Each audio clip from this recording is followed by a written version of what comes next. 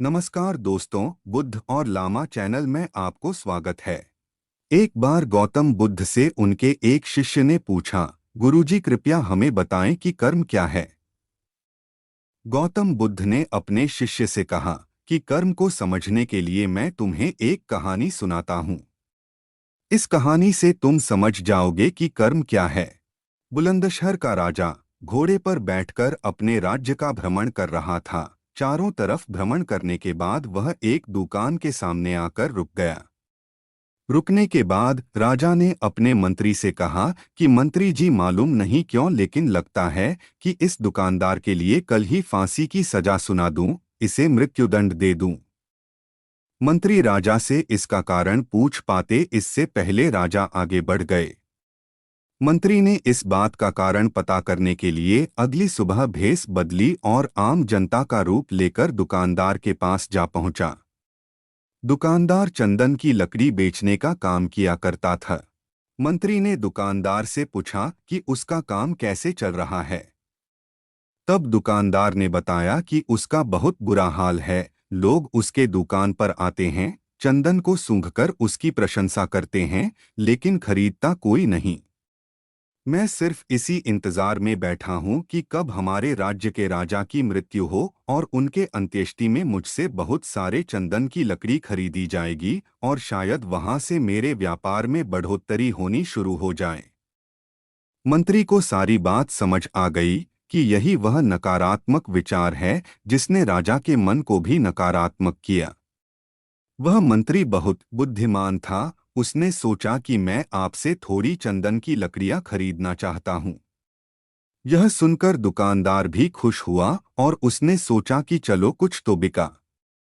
उसने चंदन की लकड़ी को कागज से लपेटा और अच्छी तरह पैकिंग करके वह लकड़ी मंत्री को दी। मंत्री अगली सुबह चंदन की लकड़ी लेकर राजा के दरबार में पहुंचे और राजा से कहा कि महाराज, वह जो दुकानदार है उसने आपके लिए तोहफे के रूप में चंदन की लकड़ी भेजी है।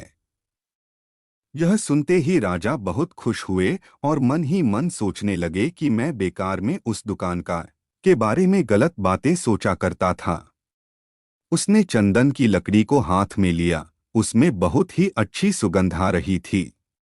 राजा इससे बहुत ही खुश हुए और उसने दुकानदार के लिए मंत्री के हाथों सोने के सिक्के भिजवाए। उसी आम जनता का रूप लेकर मंत्री अगले दिन सोने के सिक्के के साथ दुकानदार के पास पहुंचा। दुकानदार बहुत खुश हुआ और उसने सोचा कि मैं राजा के लिए कितनी गलत बातें सोचा करता था। राजा तो बड़े ही दयालु हैं। ये कहानी जब खत्म हुई तब गौतम बुद्ध ने अपने शिष्यों से पूछा कि अब आप बताएं कि कर्म क्या है। शिष्यों ने उत्तर देते हुए कहा कि शब्द ही हमारे कर्म हैं। हम जो काम कर रहे हैं वही हमारे कर्म हैं। जो हमारी भावनाएं हैं वही हमारे कर्म हैं। गौतम बुद्ध ने सभी शिष्यों के जवाब सुनने के बाद कहा, आपके विचार ही आपके कर्म हैं। अगर आपने अपने विचारों पर नियंत्रण करना सीख लिया तब आप महान बन जाते हैं।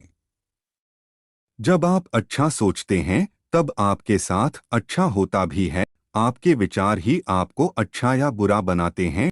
दोस्तों, मेरा वीडियो अच्छा लगे तो कृपया लाइक, शेयर और सब्सक्राइब भी करें और आपका कृपा दृष्टि मेरा ऊपर बनाए रखें। एक बार गौतम बुद्ध के पास एक शिष्य आया और उसने बुद्ध से कहा, कृपया आप मुझे अपना शिष्य बना लें। मैं आपसे बहुत सारी ज्ञान की बातें अर्जित करना चाहता हूँ। मैं आपसे बहुत सी ऐसी बातें सीखना चाहता हूँ जिससे मेरी जिंदगी भी आपकी तरह बन सके। कृपया मुझे शिक्षा दीजिए।